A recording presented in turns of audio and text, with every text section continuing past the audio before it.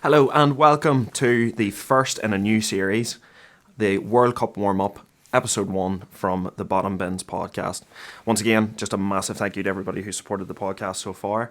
At this stage, you should have already have heard Wednesday's episode, and we detailed that this will be a new segment during the World Cup, where we break down the groups. We're going to look at the games, some of the key battles, and we're going to just focus on the tournament as it goes along and keep you guys as informed and updated as we possibly can.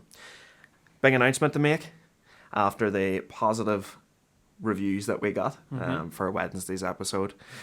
We would like to announce that formally Owen McArdle is going to be a recurring guest host now on the podcast. We're making him full time, but we're not paying you the big bucks, lad. I don't know if you'll be happy to hear that or not. No, I heard I'm only getting the part-time contract here, but we'll get my agent sorted and that soon. Well, look, and honestly, Owen, it's great to have you, and we look forward, obviously, to the four of us working on the Bottom Bins podcast from now on. Yeah, well done. Also, the man who was missing the other day, he's back again. Well, Connor, how's things? It's just a bit of car trouble, so I'm back and I'm ready to go. What can you do, lad? What can you do? Happen. What can you do? Well, look, like we said, this is the World Cup warm-up, and we hope that you enjoy. First things first, how are we feeling about this World Cup? Are we excited? Are we not? What do we think? McArdle, let's start with you. New host and everything. Are we excited for the World Cup? Yes, I am, but it's also a weird feeling. Like, it's not the same as it was in 2014 and 2018 when you had the summer, you're all ready to go, and like the only thing on your mind is the World Cup. Yeah. It's kind of come slap bang in the middle of the season. Like last week or 2 days ago, you were cheering on your teams in the middle of a league season, and now that's just stopped. But I really am looking forward to the tournament itself, but obviously there is the whole stuff in the background of it. But if put that aside, it should be a good footballing tournament. Now I'm looking forward to it. Yeah, Conor Dorman, the missing man. Yeah, really. I'm looking forward to it, but as Owen said, it's a weird feeling because usually with World Cup, the season's over, you get a few weeks, you get excited to build up. There's all the talk, who's going to be in the squad, who's not. But now it's in November, it's a weird feeling. I know, as Owen alluded to, it being in Qatar is a weird one too. What will the atmosphere be like? Mm-hmm. You know, fans can't do certain things over there. But yeah, it should be a good tournament. Yeah. It's very open, I think. I know the South American teams maybe be the favourites, but I think it's going to be... It is open. It's very open. Nobody really knows who's going to win. Obviously, everybody's thinking, it's going to be Brazil, Argentina, or whatever. But who can predict it, really? Connor, what do you think? Yeah, look, the World Cup's the World Cup, really, isn't it? Like, you can't not be excited for it. From a footballing aspect. From a footballing aspect, of course, you know. World Cup, like Connor said there, it is quite open. There's no one really at the minute that you're looking at going, they are by far the strongest side. Like back in 2018, I think everybody had France down as favourites, you know. Whereas now, you know, there's a right few teams there or thereabouts. So yeah, it's definitely exciting, interesting, and like I said on Wednesday's episode, I'll just be looking forward to coming home from uni and there being football on every single day. So that's true. So. Do you think the squads, like, you've seen some of the squads in the World Cup being released, like, they don't seem as strong as they were in 2018, though. That's because we have a World Cup halfway through a season. Yeah. Players are injured. I think if the World Cup was in the summer, players would have a chance to really focus on their recoveries and try and get back as quickly as possible for the World Cup. But because we're mid-season now, players are more likely to pick up sort of wee niggly injuries that keep them out. And really it's up to managers then to decide whether, look, this guy has a hamstring injury, he's going to be out for maybe 2 weeks, or he's maybe 4 weeks into his recovery, he's another 2 weeks to go. Do I risk taking him to the World Cup? Are we going to get that far? Are we still going to be here in 2 weeks' time? It's hard to know, but look, I think if this was in the summertime, the squads would be even more stacked than what they already are. But look, we have 26-man squads now. There's plenty of talent on offer. It's the World Cup. We've got the world's best competing it out. So let's go. Do you think it's been tough for the national team managers? I do think it has been tough for them, like, especially how you have that conversation with a club manager in the middle of the season to go, we have a World Cup in a week. Usually there's a good 2, 3, 4 week break after the end of the season for the World Cup. But now you're looking, like, a Premier League game in November is just as important as a Premier League game in May. Yeah. It may not seem it, but you pick up 3 points now, it's the same as picking 3 points down the lane. Yeah. A club manager isn't going to sacrifice 3 points for somebody else's benefit. Mm-hmm. So it does make it an awkward conversation between national teams and club teams about when it's right to rest players and when the players have to go fully at it. It's the same with James Maddison there at the weekend. He picked up a wee injury. Now Brendan Rodgers said he took him off. It was only precautionary. Yeah. But how much can you read into that? I know That's the thing. That's what I think, though. I think it is harder for the players as well, Yeah. because they're always just thinking, if I get injured, I'm missing this World Cup. Even Yeah. like a hamstring injury or something like I know Anthony didn't play for United there for a few weeks, and then he's back straight into training. I think that was like a precautionary one too. Yeah. So Well, I'd say there was quite a few players that, not faked injuries, but probably asked their managers to keep them out. So Yeah. they No, Madison would was a be good in the example World too Cup squad. by one there, because Yeah. like what he had played on that game, if Yeah. the World Cup wasn't next week, he might have. Yeah. That's Well, just that's it. I think we should get straight into the groups. Yeah. Richie? Group A then. Not necessarily the strongest group, but could throw up a surprise or two. Group A, we have Qatar, the hosts, and we have Ecuador, Senegal, and the Netherlands. Now, obviously, Senegal won AFCON this year. Holland, always strong squad. Strong team. Have plenty of decent talent there. I'm not going to lie, I don't know a lot about Qatar. I don't know a lot about Qatari football. But from what some of the research me and Connor did earlier, Yeah. they seem to be a very sort of defensively set up side. Right. And then Ecuador always produce one or two really sort of decent talents, Yeah. and they have They're done. the youngest team in the tournament. Are they? Yeah. Well, there you go. You know, they've taken the youngest team, so who knows? You know, maybe some of their players are gonna shine on the big Surprises. stage. So I think what I want to ask you is, boys, out of that group, it seems pretty cut and dry, but who qualifies and who are the players that we need to look out for in Group A then? Well, personally, I would think it's hard to look past the Netherlands winning the group. Yeah. You'd Yeah. like look at the talent they've got, and Louis van Gaal's done unbelievably well since he came back into the national team fold. And look at the attacking lineups they've got and all as well. Like I'm pretty sure I've seen there that Depay's not starting this game, but that just means someone like Gakpo's going to come in. And what's he got? 12 assists and 18 goals or something? 9 Sorry. goals or something, 12 assists this In- season. yeah, in it's just Eredivisie. ridiculous. Yeah. In all competitions, it's 13 goals and 17 assists. 13 goals, That's 17 24 assists. games. That's He's crazy. 30 insane. goal involvements in 24 games. I can't believe Depay's not starting as well, because I've seen in qualifying he had 12 goals, Yeah. 5 assists in 10 games. So It just shows the attacking talent that Yeah, that it's Netherlands weird team one, does yeah. have. Well, I would say Netherlands are going to top that group, and then the Senegalese will come second. Owen? The interesting thing about the Senegalese is they are a very strong team, but is Mane going to be fit? yeah. That's the question. Yeah. And he is their talisman. They do have the talent to get through that group without him, but is the psychological thing of losing him going to creep in their heads? Yeah. Because Ecuador, although I don't know a lot about them, a lot about their players, they did finish 4th in South American qualifying. Mm-hmm. Like they beat out teams like Colombia and Chile. Who are established South American footballing Established sides. teams who've had good World Cups. Recently had good World Yeah. Cups. It wasn't that long ago. Chile were winning the Copa America Yeah, 2 times in a row. absolutely. Absolutely. The So- players they produce are class too. Yeah. It's like they're like a lot of South American teams where they might not have the big name, but when it comes to representing their country, they're a different animal. So, while I do think the Senegalese will go through, I wouldn't be shocked if Ecuador pipped them to the post. Fair play. Yeah, I was going to say that. I was going to say this could be like, I think Ecuador have a very good chance. They're a very young team, which means they don't have much experience, but they're a very good defensive side. I've seen the drew with Brazil and Argentina. The two favourites. And for the World Senegal, you look at Senegal, as you say, Mane's injured. Koulibaly hasn't been playing that well for Chelsea. Mendy, he hasn't been getting on for Chelsea. So I do think this could be, I think Holland definitely guaranteed to go through.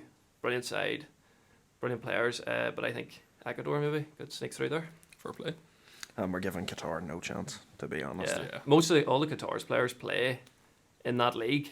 And they've been playing like friendlies and all, because obviously, but they are 2019 Asian Cup Yeah. champions, you know, so, and they've had the last 5 years, the manager's just built it up. He knows what team he's going to pick.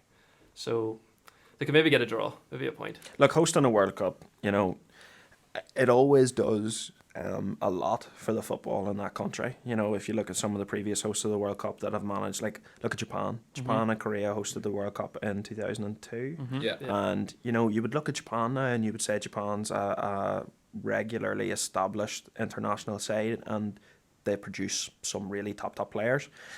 So maybe hosting the World Cup in 2022 might do Qatari football the world of good, and maybe we might see more Qatari players then coming across, playing in the Premier League, playing in Europe's top 5 leagues. So look, yes, I know obviously we have a lot of issues with the World Cup being in Qatar. We're not going to go into too much detail on that, but look, maybe in terms of benefiting football in the country, hosting the World Cup could do Qatar the world of good. We could see some surprising results from Qatar as well. We might do. Look, host nation, when you've got your Exactly. when you've got The whole crowd. home crowd. when you've got the whole country behind you. Yeah. You know, you never know. Like, you know, maybe if Holland have already qualified, maybe Qatar beat Holland. You know, you never know. Like the World Cup always throws up results like this. So no, that's true. Well, ever since their name came out of that envelope, no matter how controversial it might have been, that has been that country's sole focus for the last, what was it, 10 years ago? yeah, So they've been focusing on that now for the guts of a decade, all eyes on that. So maybe they could throw up a wee shack.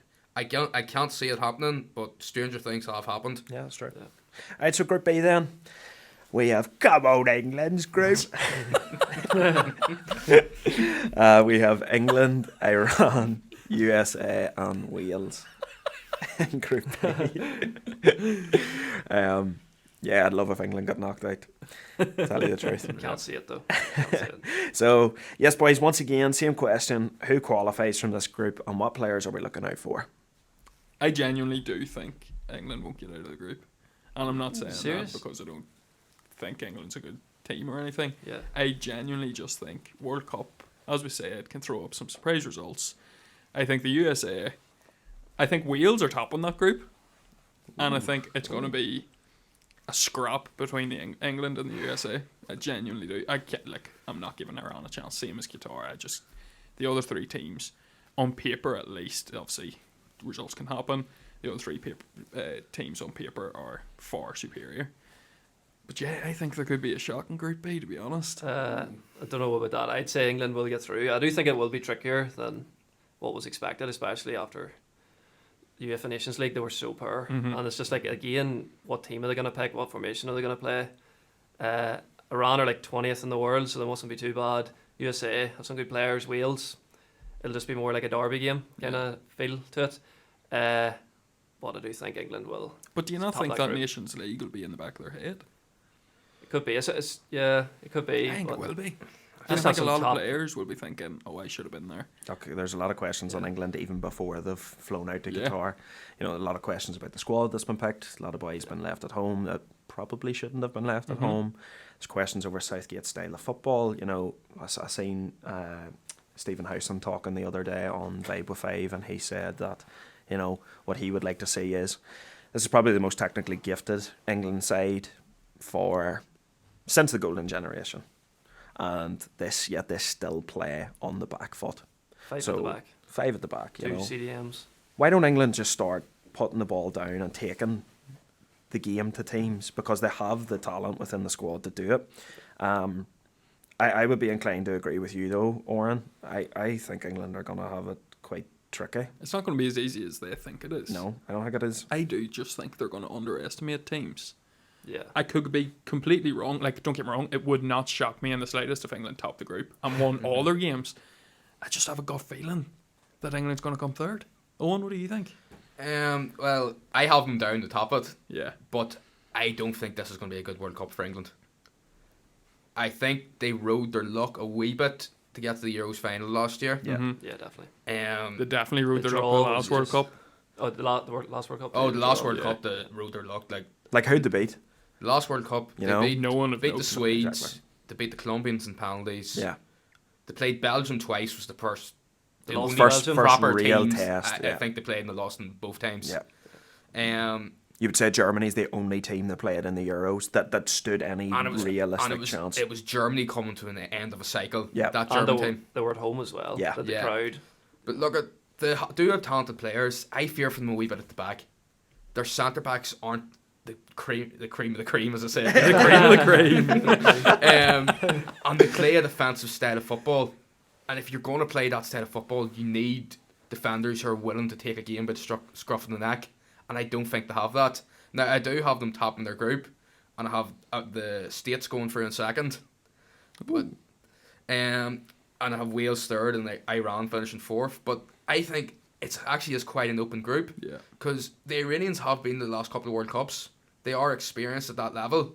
yes, they might not have the big name players, no, but they still have good players like the likes of Taremi, who plays for Porto. Right. having a big season. The boy used to play for Brighton. Jahanbash. Yeah, both of them seem to be exclusive thing, really, and scoring bicycle kicks against Chelsea or something. But they have a couple of good players, and I think it is a wide open group. And I think the Americans, after missing out last time out, seem to be a stronger unit than they used to be. Yeah. They do have a lot more players playing in Europe now. Exactly. The likes of Pulisic, Aronson, Aronson, Winston McKennie at Juventus, Yes. Cameron Tyler Carter-Vickers at Celtic.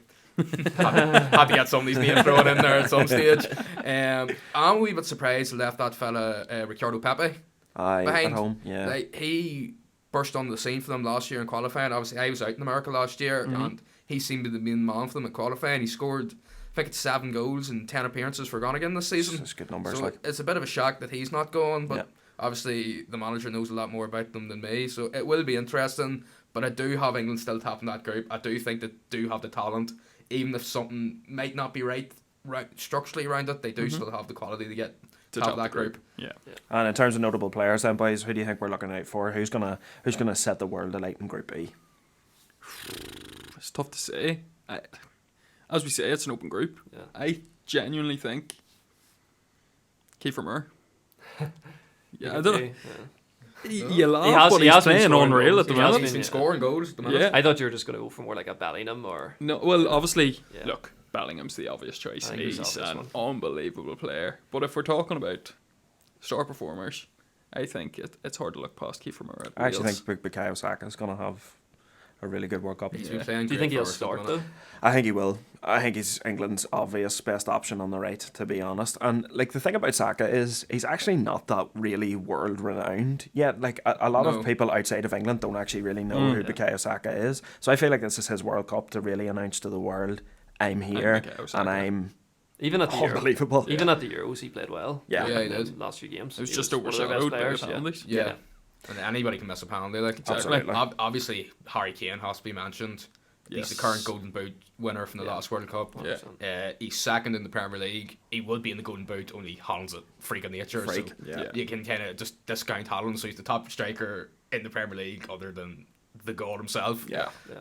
I hope Rashford has a good group stage at least. Do you think he'll start though? No. I don't think he will. No. I do. No. Because you're saying if you're going to play Saka, you're going to play Kane and maybe Foden. Foden has, No. Foden And has to Sterling. be in there. No, I think- I don't even think it's going to be Foden. Do you think not? Sterling? I think it was Sterling. Yeah. See, Look, that's what I was look, thinking. you know Southgate. Southgate. He likes his Southgate has favourites. his But favourites. that's what I does. was thinking about Saka. Would he just go Sterling, Foden, Kane? Well, he could do, but I just think Saka's on playing that well at the minute that Yeah. you can't look past him. I know. I think it's hard to look past I think Rashford, I think Saka's better than Foden at the minute. Like, Yeah, so do I. Yeah. I But really I think do. Rashford's better than Sterling. Yeah, But whether Gareth Southgate sees that or not. All right then, folks. Group C, we have Argentina, Saudi Arabia, Mexico, and Poland. So again, really looks to me like there's one standout team that's going to top that group, and then it's an open competition, straight shootout between the other three. And I think most people would look at Poland and go, "Oh, Poland are probably second favourites there," but do you know Poland don't really perform well at big No, tournaments. they don't. Mexico usually can pull off a few Mexico shots. have Yeah. that. Mexico have that like World Cup flair. Yeah, There's they do. something about Mexico and World Cups. The last World Cup to beat Germany. They beat Germany, That was a big Chucky shock. Lozano. That's right. They have the best goalkeeper ever. Yeah. When it comes to Yeah. World World Cups, Cups, Guillermo He- Ochoa. Never happens, He though. just goes in the cryo freeze for 4 years, and then out he comes to Yeah. be the best man, 99 rated in all stats at the World Cup. Like, Saying that though, Mexico have the most losses out of any international team in World Cup history. always losing the last 16. I think Group C, the way it's laid out, Argentina, Saudi Arabia, Mexico, and Poland is the way it'll finish. What you think Poland will come last? I do. Don't know about that. I do. I don't know. I know Mexico have been struggling. I don't think they've been performing very well. They finished second in CONCACAF qualifying. Yeah. Mm. I don't know. That's just my opinion. To be fair, CONCACAF qualifying, Yeah, it's either America or Mexico that normally Canada. like, Canada Canada. topped it It's not last year. yeah, last year, yeah. It's always in and around those sort of same Yeah, teams that yeah. seem to qualify all the time. You having Saudi Arabia second is interesting because that's not a shock to me. Mm-hmm. Because although the Saudis, a lot of them play in Saudi Arabia, but that helps form a team. Yeah. Like, I'm going to bring it to rugby a wee bit here. Like, Ireland at the minute are the best rugby team in the world, and all their players play in Ireland. Mm-hmm. like that's a great way of forming a national team's camaraderie. Yeah. That all your players are playing in the one league, playing each other week in, week out. They know each other. They know the strengths. So they obviously have that togetherness more than a team where 5 players are playing in Spain, 6 are playing in Italy. You know what I mean? Yeah. Well, that's what I'm basing it off. They're all playing in and around each other, So it's and like I just think the Qatar thing Well, is that kind of thing. like they're all just playing in the same league. Yeah. They're used to each other, yeah. But I see here, like, Qatar have won 3 of their past 16 World Cup games. So the expectation will be low. They could maybe pull off a shocker too. Qatar, But that Poland, is, Poland. or Oh, Saudi no, Arabia. Saudi Arabia, sorry. Saudi Arabia. But with Poland, like, you have one of the best strikers in the world, Yeah. Lewandowski. Yeah. So And to be fair, Probably his last World Cup. His his last World Yeah. Cup, this and is he's his opportunity. not really slowed down from he moved to Barca. Yeah. If anything, he still just looks like the same But he's Oh yeah, but clinical striker. as you say, Poland just don't perform. Doesn't They matter if don't. they've got They don't. Lewandowski like up front. Lewandowski still hasn't grabbed the Yeah. major tournament like he can do. Like was it Euro 2012 was in Poland? Yes. Poland underperformed at it. The last World Cup they were out in the group stages. Yeah. Like, and they had quite a relatively decent group last. Yeah, Can't they remember the did. exact names in it, but there wasn't like 2 massive teams in their group. But Poland should be looking at that group, and Poland should be thinking to themselves, right? Like, I think everybody looks at Argentina and goes, right, we're not going to beat Argentina Yes. realistically. Yeah. But I think Poland should be looking at Mexico and Saudi Arabia and going, look, we have a real chance to get 6 points out of those yeah. games. Oh, And 6 points 100% take do. you through. Yeah, and 6 points will absolutely take them through. Yeah. So, you know, even if they managed to get anything out of the game with Argentina, even if it was a point, like you could see them going through there. But yeah, it's up to the big man up top and whether he can fire them through into the If round he can of pull 16. his team through. Exactly. What happened, or what helps Poland too as well, is to play Argentina last game. So Argentina could maybe be already Yeah. through. Yeah. Through. So Yeah. And then They might could just rest players. they could Just rest rest players for the players last 16 and give boys give an minutes. opportunity. Yeah, absolutely. So in terms of the star players then, boys, who are we looking for in Group C? We've just named Lewandowski, Lewandowski. obviously. Obviously. Messi. Yeah. Yeah, obvious choice. Who's he, Lionel lad? Messi. Who's he? He's the best player in the world as of about 3 days ago. Yeah, obviously Messi going to be your standout player as well. What about the Saudis and the Mexicans? Have they got anybody that we should be looking out for? I was doing a wee bit of research into the Saudis, and this fella, Salim Al Dorsari, I definitely made a mess of that. Yeah, I remember him from FIFA anyway. That his, day. Heard of him, name, his name keeps popping up. See, in the Saudi League last year, he had 14 goal contributions in 21 games. Oh, that's a good. He's return. a tricky wee winger, and he could cause a bit of bother for a couple of the back lines in that group. So keep an eye on that fella. Yeah. And obviously For Mexico, you probably go like Lozano. Yeah, Chucky Lozano. Chuck, he's Napoli, having a good good season. player. It's hard luck past them. Probably Like. the informed team in Europe right now. And The last I World heard, Cup. you know, obviously they're digging up Rafael Marquez, and he's come back from the dead to play in the World Cup again as well. No, Lozano was very good at the last World Cup as well, so I'd expect him to be one of their. Oh, I key wouldn't be performers. surprised if Al Jabber and Alouera and line out for, For Saudi Saudi Arabia. Arabia. All right then, guys. Group D. Quite an interesting group here, actually. You know, we have France, Australia, Denmark, and Tunisia. Now, look, obvious choice in the group is to go for France to top it. Yeah. Because they just are strong. But I was looking at their squad there when I was doing a bit of research earlier, and France are missing a lot of key midfielders. They are. Yep. And I just don't know how far they're going to go into the competition, to be honest. They were poor in the Euros. I didn't think they played particularly well. Qualifying, they did look a little bit better, and they definitely started to play more like the old France that we know. But I just feel like without the experience of Pogba and Kante, I don't know. Midfield lacks. When you look at the squad, their attacking lineup is stacked. Yeah, it's crazy. Defense stacked. Yeah. Great goalkeepers, but the midfield isn't what you're used As to with strong, France. the World Cup, Yeah, it's not at the what you're World used Cup, to that with France. midfield was key to Yeah. victory. They still got the Ballon d'Or winner, Benzema, Yeah, they and do. they have Mbappe. Yeah, You know, they still have, as you said, the attacking threat. and Olivier Giroud. And Let's I not don't- forget about him. I don't think it's the strongest group, so I think they will get through the group. I think it was like the last 3 or 4 winners. The next time they play the World Cup, they get put out in the group Curse. stage. It's like a curse, but I think they'll break that From curse. 98. Yeah. So I think that- Denmark will win that group. I have Denmark top in that group. Yeah, You have them topping I it, have yeah. that group. Denmark were very unlucky not to reach the European final last year. We'll not get into Raheem Sterling there today. But in qualifying, they had the highest goal difference of any team in European qualifying. They topped their group. They only lost once. They won their other 9 games. The only game they lost was a meaningless game away to Scotland, which Scotland needed to win to get into the playoffs. Yep. So I have Denmark top in that group. I think they're a really strong unit. Obviously, they're really together in this. and Eriksen being there for them is going to be a really big boost to morale of that team. Definitely. I think even, if you look at some of Denmark's top performers this year in the Premier League even, like Pierre-Emile Højbjerg looks like a much more complete midfielder now. You're definitely seeing the best out of him at the minute. They obviously have the likes of Andreas Christensen, experienced, playing at the top level with Barcelona, has played at the top level with Chelsea as well. Kasper Schmeichel still there as well. Again, all adding to that experience. So Pulisic from Leipzig. Pulisic, a really good player. I don't think he's away. Is he not? I don't think he was picked in the squad. Really?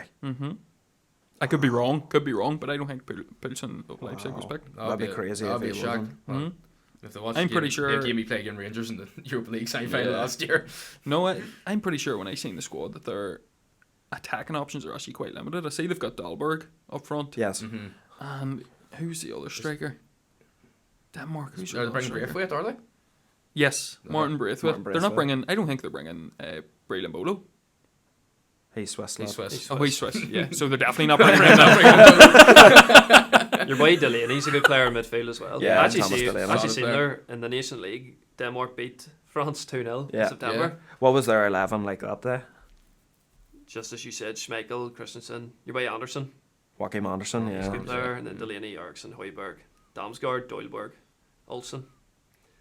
Like Damsgaard again. Look, I know he He's hasn't. been per for Brentford. He's been per for Brentford, and he's still trying to settle into the Premier League. But he what tore- you he seen, tore the Euros up last year. He's he was unbelievable fantastic in in the Euros. Euros. That free kick against England. Special, Unreal. special. So, yeah, look, it's an interesting group. As for Australia and Tunisia, what do we think about them? What do we think about their chances? Are they just? I don't know. Australia always perform well at the World Cup, Yeah. and in regards to Tunisia, just as a best United fan, I'm looking forward to seeing Hannibal Mejbri. Yeah. See what he does. The thing about the Aussies is they just about made it through this World Cup. Like, it was looking for life, like at the end of the Asian qualifying, that they were dead and buried. They managed to beat, I think it was the UAE, Yes. to get into the playoffs, and then obviously they went and beat Peru on penalties. Yeah. And Peru's not a bad outfit, but I just feel this is probably one of the weaker Australian sides that's been going to the World Cup. Yeah. Like in 2014, they had Tim Cahill, and they had a really good team in 2014. Yeah. I just feel it's a wee bit weaker. Now they're starting. There's a lot more Australian players in Europe now. It's not just the boys from the A League. It's likes of Herstick, who's at Verona now. Yes, good player. He was at Frankfurt last year. He's a good player. So Riley McGree. Riley McGree. Riley McGree, yeah. Only exclusively scores worldies. He does, yeah. The likes of Aaron May, we know he was in China. He's at Celtic now. But see when he was playing for Huddersfield. Huddersfield, Like, fantastic. he was unreal. Fantastic. Look, he came from Man City's academy. Yeah. And you don't play for Man City's academy if there's not some sort of footballing ability there. So, hey, it's a top player. Top player. They are. Look, I always think, as you say, Owen, the Aussies always seem to just perform well in a World Cup for whatever reason, and they always bring a mass amount of fans out with them. So, yeah, especially when it's not that far away from From Australia. Australia. In terms of everything else is very far away from Australia. yeah. So I the Aussies could throw up a surprise. I think they're quite like the Arabians. Like, I know there is more Aussie players playing in Europe at the minute, but a lot of that Aussie team are still playing in Australia. in the A League. So they are all kind of tight knit and close together. Yeah. Do you know what I mean? Well, they have some decent players. Like that, is it Goodwin? You call the fella? He was their league's Yeah. player of the season last He's a year. good footballer. Like he's decent. Like he's a really decent footballer. And Australian football players have a bit of a chip on their shoulder about how football is treated in Australia. Yeah, It kind of is the bottom of the barrel in Yeah. Australia. Like, I've been reading stuff and things about fans in the A League and how they're treated compared to fans with Aussie rules games. Yes. So there's almost this chip on the shoulder that for Australian footballers to show the Australian people what they can do, Yeah. which can work in their advantage here. I just don't see them beating out France or Denmark for a qualifying place in that group. Yeah. As simple as that. If they had got a wee bit more lucky of the draw, they could have snuck a second place, but I just can't see it. you just got. It's just hard to look at them at the minute. All right, then, boys. Group E: Spain, Costa Rica, Germany, Japan. Now this group is tough. It's difficult because Spain are not the same Spain side No. from 10 years ago.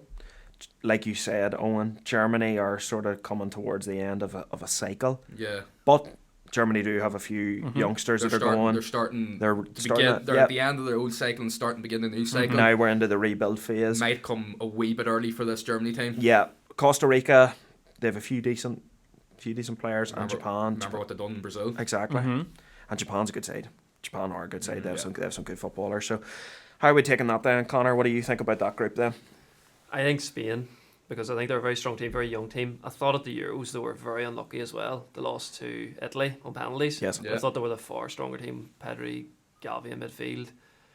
The question will be the goals. I know Morata probably start. At the back as well is kind of, I see some of the players they didn't bring, like the Ramos, and I know they didn't bring Thiago, and De Gea, obviously, we talked about that. But I think Spain will win this group, and I think it's Japan as well. As you said, at the 2018 World Cup, they got the last 16. Yep. They were actually very unlucky against Belgium. They were 2-0 up. Yeah. See a few late goals. They went for it. With Costa Rica as well. I remember in 14 they were very good as well. Obviously they still have Ruiz, Brian Ruiz. which is And crazy. Joe 37. Joe Campbell there as well. Joe Campbell's still there, isn't he? Yeah. Yeah. Obviously Keylor Navas. Joe Campbell's only 30.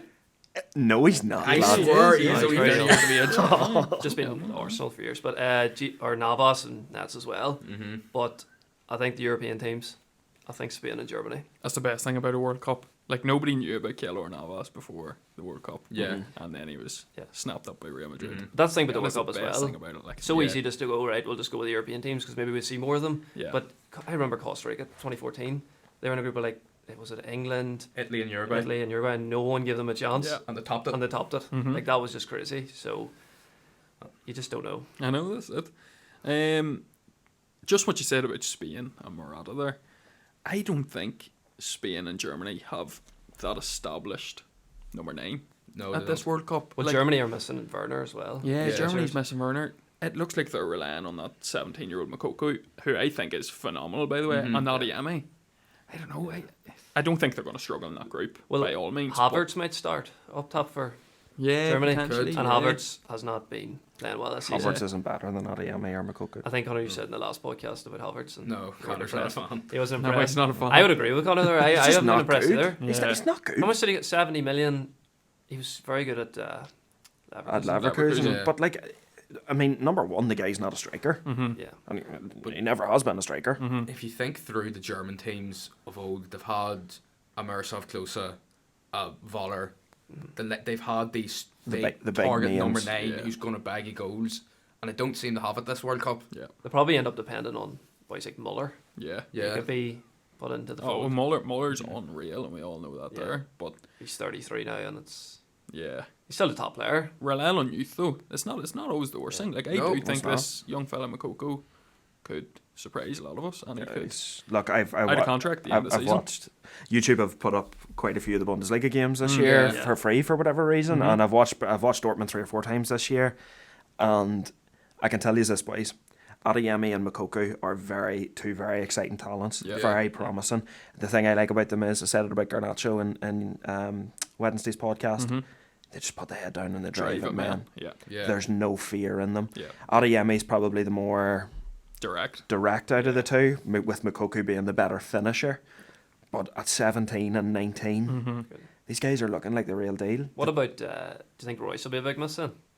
Did you watch Dortmund? It's unfortunate. He's never went to a major tournament. I know he's one of these what could have been. Yeah. Yeah. And it's horrible, and I love Rice to bits. Like, You do. every Dortmund jersey I've ever owned, That's true. it's Rice on the back. Like, I love Rice. But look, I think Rice will always be remembered as a top player because of what he did in the Champions League and just some of those standout performances. Like, I remember when he scored the hat-trick against Bayern, and Yeah. you were just like, whoa, Mhm. Yeah. what a player, what a player. But look, he's a bit older now, and he's more susceptible to picking up wee sort of niggly injuries. But I have to say, like, you know, I think Germany's still strong enough without Rice. A name we haven't mentioned for the Germans is Musiala. Yeah. That's Who's- right. he's Who's got- performing well He's this had year? 9 goals and 6 assists for Bayern in the Bundesliga this year. Mhm. He's crazy good. Like, England letting him go was crazy. Criminal. Crazy. No, 22 goals all competitions. No, or but- goals and assists. recently what England's done to Ireland, you're kind of a wee bit, now you know how it feels. Yes. He could tear this World Cup apart. Like, Good. this could be his stage. He's definitely one to watch. I'll definitely talk more about him later on. And what about Japan? predictions. Oh, being a Celtic fan. Being a Celtic fan, Celtic have 4 Japanese players in their team, and obviously Gucci wasn't going to go because he's played about 3 minutes for Celtic. But out of the 3 main Japanese players in the Celtic team, Daisen Maeda was the last one I would have picked. Yeah. Now, I know he's very established for Japan, but I just can't understand how Kyogo and Rio Hatate aren't going to this World Cup. I don't get it either, Yeah, it makes especially sense. considering they've played Champions League football. Yeah, like Kyogo was poor in the Champions League, but Hatate Hatata's been standing Hatate since was he making came. passes that if Modric or Kroos or somebody made these passes, you'd be putting them on repeat. Yes. So obviously Japan have some midfield if Rio Hatate's not going. And It's a good way to think about it. but Japan still do have some great footballers, the likes of Kamada at Frankfurt. Yeah. Kubu, he's now at Sociedad. Like he was part of Barcelona's youth academy. Like he's one of Japan's big hopes. Minamino, I know it didn't work out for him at Liverpool. But he's still a good footballer. He's still a Yeah, good he is. footballer. He's Yeah. at he's Monaco. Monaco now, isn't he? Yeah. So Japan always are one to keep your eye on in the World Cup. Look, you've got established boys there like Tomiyasu as well. Yeah. You know, serious footballer. So I think Japan's Yoshida. too. right? If Japan's the good side. Germans or the Spanish take their eye off the ball for 1 second in that group, the Japanese will nip in and take Oh, their place. Yeah. I think Germany punish might them. be the one that you'd have to keep an eye on. They might take the eye off the ball because they've had a poor Nations League, but I still think they'll get 2nd. Yeah. Spain topping it. All right then, I, boys. No, sorry, go on ahead there. Owen. Go I was ahead. just going to say, I have Germany topping it. I do think Do you think Germany? Germany have learnt their lessons from the last Euros, and I think they'll be a good outfit this A good World Cup. outfit, I think yeah. they'll go deep. All right then, boys. Group F. Now again, this one could be a bit tougher. You know, we have Belgium, Canada, Croatia, and Morocco. Who I would say you have 4 good sides there. Yeah. Yeah.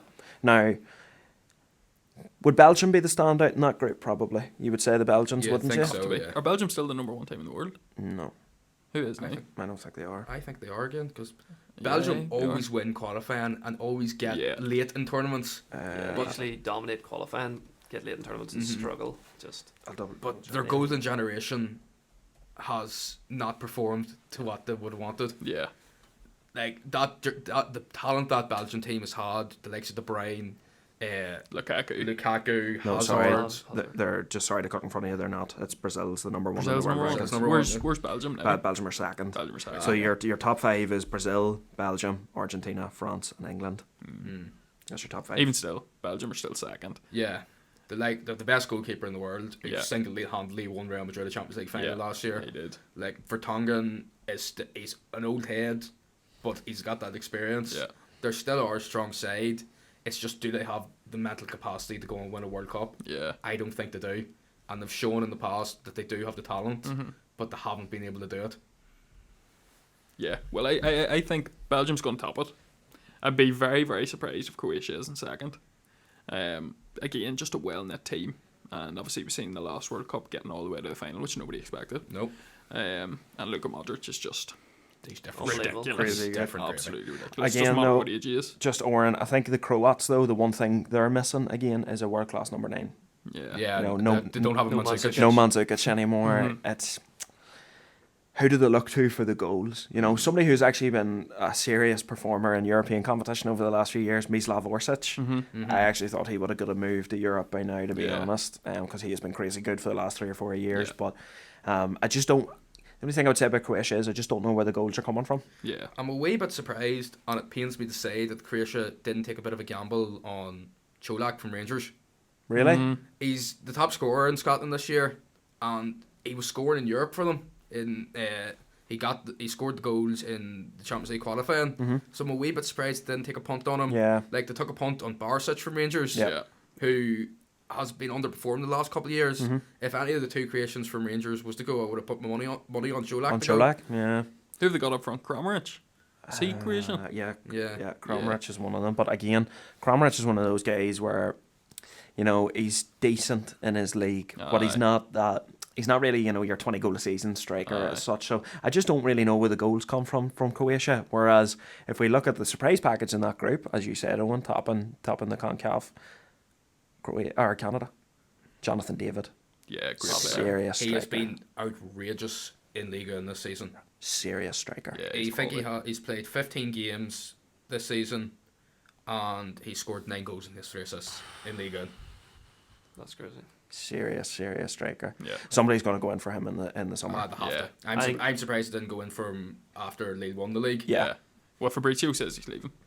Yeah. I do think Canada though have a very good chance here. Yeah, they're a good side. As you're saying, Croatia, the striker, they haven't got it, and they're aging as well. They're still playing boys like Lovren, centre back, and then Belgium. I seen their combined age. Their centre back's 68. So I know they have one of the best keepers in the world. Yeah. But I do think that Belgium side, I think they've missed their opportunity. They had their chances. 2018 was their major one. They were unlucky against Brazil, but I do think Canada could be the surprise package in this group and could get through. First World Cup as well for them, so they're going to be up for it. Yeah. They're there to make history. Yeah. And they're hoping to make more history than just be in there. Absolutely. Like, I think this is the group that when you get to the third match day, it's going to be one of these groups where in the 20th minute somebody's in top, and then somebody scores, and then who's in top, somebody else. Everybody down has fourth, and whoever was Yeah. third Spurs is now Champions League top. group. Yeah, I think it could be like one of those groups.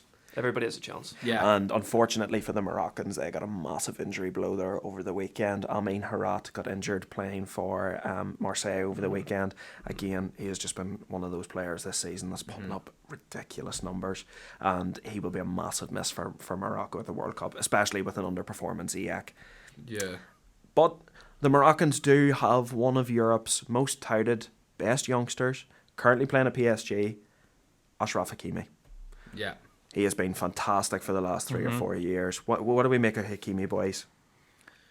I don't know. He's a right back. Like, I don't know how much he's going to offer going forward. Like, saying that Alphonso Davies is always an attacking threat for Canada when he plays. But I don't know. I think Hakimi's stats for PSG though are ridiculous. Like his goals and his assists they're up there. Like Lad, genuinely, at one point last season, he was scoring a goal every 2 games. He has 3 goals, 3 assists, and 14 appearances, so just under a goal involvement every 2 games for a stacked PSG team. Yeah. Well, look, I'm not doubting his quality. I can't see him being the man. Like we were talking about Lewandowski for Poland, I can't see him being the man to drag Morocco I get what you mean. A right back out of that group will struggle to stomp that in. Yes. It's a bit like when Austria, Alaba played for Yes. Austria. Yeah. It's kind of like they moved him into midfield because they needed him more. Yeah. So as you say, right back. Yeah. But see, that's the thing. Maybe as it goes deeper in the group, maybe Hakimi gets pushed up a bit further. The wing. He can't Winger, play up further up the field. You know? If you're looking at a man at 24 years of age, has played for Real Madrid, Dortmund, Inter Milan, and PSG. Like, if you're a returning footballer and that's your CV, you're thinking, God, I had a serious career. Yeah. Well, that's going to be Choupo-Moting in a few years. He's had some career. Bayern Munich, PSG, Stoke City. Don't worry about Choupo-Moting. I'll be talking about him. All right then, lads. So on to Group G. Here we have Brazil, Serbia, Switzerland, and Cameroon. So look, obviously, the standout in that group is Brazil. They should top it, no problem. Favourites, yeah. Number 1 ranked team in the world. But I think this is the tightest group for second place. We have 3 definitely absolutely fantastic sides here. We have the Serbians, the Swiss, and Cameroon. What do we make of that group, boys? Who's going to go through in second? See, I've been changed my mind on this. I've had every team in second throughout this thing. And I'm looking at the thing on my sheet, and I'm changing my mind again. On my sheet, I have Cameroon in second, but I'm going to give it to Serbia. The Serbs. Serbia have some serious talent. They topped their qualifying group with Ireland and Portugal in it. Not that Ireland's much of a threat these days. But if you look at the players, Serbia have the likes of Tadic, Mitrovic, Vlahovic. I definitely butchered his name. He plays for Juventus. Like, they have a serious team in there. Like, and Milinkovic-Savic from Lazio as well. Very they have good a really good outfit. The Serbs, the Cameroon had a really good African Cup of Nations. They were the hosts, finished third, I think it was, in the end up. But they have some really high quality players as well. Like who, Owen? Like Eric Choupo-Moting. And you just laugh at Choupo-Moting. But this season, he has been playing for, obviously, Bayern, because he has the world's greatest agent. Yeah. He's playing well for them, though. He has played well for them. Yeah. I have the stats here. See his goal, Champions League, unbelievable. He's putting up numbers. Like. In the Bundesliga, he's played 10 games. He's 6 goals and 2 assists in those 10 games. Oh, Yeah. Like, Did you not see he's been linked to United? he has been linked to United. Take him Nova. Like, Terrible is Ronaldo. Cert. it's a bit of a joke. Ronaldo, get ahead, Choupo-Moting. Yes, please. It's a bit of a joke about Choupo-Moting getting these moves to these big clubs, and everybody's thinking, what the hell is going on? But he's backing it up by scoring goals. Yeah, I know. he's a bit like an Origi type character. Yeah. You know, like he's one of those ones that you do look at and you're like, how is he playing at the top level? Like, but it's as you say, Owen, like the stats show that obviously he can back it up because he is scoring the goals. Now the Swiss, very good in the Euros. Yes. Unlucky. They were very unlucky. Now, Starman, Granit Xhaka, Shaka. he's Yeah. looking fantastic for Unbelievable Arsenal this year. season. Yeah. They are just a well-coached, well-drilled side. You have to say it, Ralph Rangnick. Ralph Rangnick, what am I talking about? He's Sorry. Austrian. Yeah, He's that's Austrian. silly. Sorry. Didn't mean to say that. The Swiss are just extremely well-coached. What do we think, realistically, their chances are? I think they could go through no problem. Yeah. Wasn't it Switzerland put out France? They in put the- out in France. the France. Euros? Come back. Yeah, Yeah. they put France out. 3-1 down, came back. Yeah. The Even question against- is, Xhaka came off at the weekend there. Mhm. What's his injury like? I think it was illness. Illness? Yeah. Yeah, He and was I just think sick. it could be one of them things It's that was fine, said at the yeah. start. Yeah, it's just precautionary. But like precautionary. even against Spain, Switzerland were very good. They were lucky to get beaten penalties, and Xhaka Yeah. was suspended for that game as well. Mm-hmm. So he was a huge miss. So And the likes of Seferovic up top, who's been great for Benfica the last couple of years. Yeah, he has been very good. And Bodo, as you mentioned Yeah. earlier. Jan Sommer and that. Jan Sommer. Jan Sommer, good Unbelievable. player too. Yeah. Even Um, Zakaria. Zakaria, Like yeah. he hasn't played much for Chelsea, but Well, when the he has last few played, he weeks We scored. played know well, what yeah. he can do. Like, And he scored Yeah. when he as, played. as Connor said, this is the most open group for that 2nd place spot. Has to be. Has to be. I think it's a must-watch group. I Yeah. think it is too. Yeah. And I wouldn't be shocked if one of those three teams nipped something against Brazil. Really?